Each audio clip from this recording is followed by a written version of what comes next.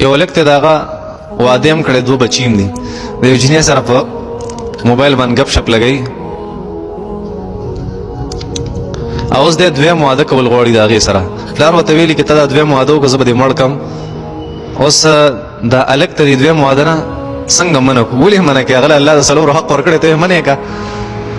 نشته داسې که چېرته کور کې فساد جوړېږي، کله نه کله داسې مسلو نه فساد جوړېږي، نو بیا د هغې ښه طریقه ده، شریعت خو هغه ته اجازت ورکړی. او که بیا هم منع کوې نو یا د خپل خاندان د هغې مشران پسې راغونډ کړه، چېرته خاندان ورانې کور ورانې دا دې بچي دي په دې دې پوه کړي. او که دی پوه نه شو که نه نو دغه مشران دی بیا هغه جینۍ په کور والا پسې لاړ شي، هغې ته دې ووایي چې سړي لور شه لږه تنګول مه کوه. صحیح ده؟ داسې به وشي. ښه دا د واټر پیوریفیکیشن کمپنۍ کې کار کوم. واټر پیوریفیکیشن دې ته وایي دا تاسو دا نسلې وغیره دا کمې اوبه چي که نه ملاویږي، په دې کمپنۍ کې وایي کار کوم. چاره له په زړه کې شک اچولی چې اوبو خرڅول خو جایز نه دي، نو اوس دا نوکري پرېږدم ولې پرېږدي؟ اوبو خرڅول جایز دي. ښه حدیث شریف کې راځي، یو حدیث دی چې 3 څیزونو کې تمام انسانان برابر دي. یو اور، چې اور یو ځای کې بلیږي ته ورتلی شي لاس ورته ګرمولی شي، ټول انسانان په دې کې یو شانتي دي.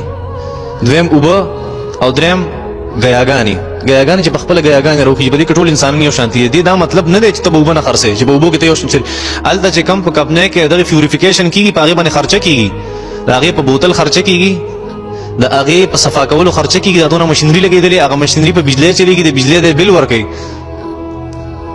د هغې په بنیاد باندې اوبو خرڅول بالکل روا دي. ښه جایز دي، ته نوکري مه پرېږده، ضرورت ورته نشته نوکرۍ پرېښوده، خپله نوکري کوه، پیسې ګټه.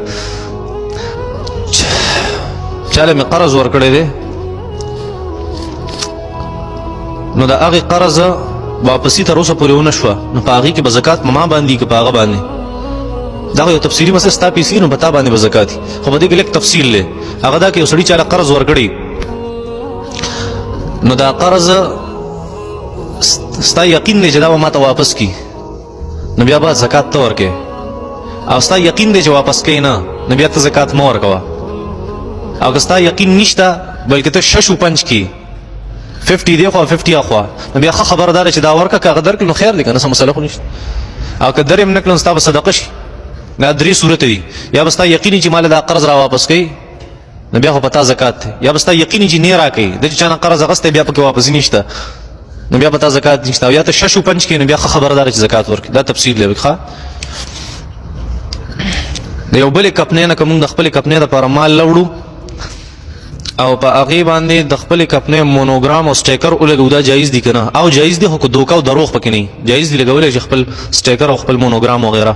کومې ته چې مارک وایي، مارکه نه وي، مارک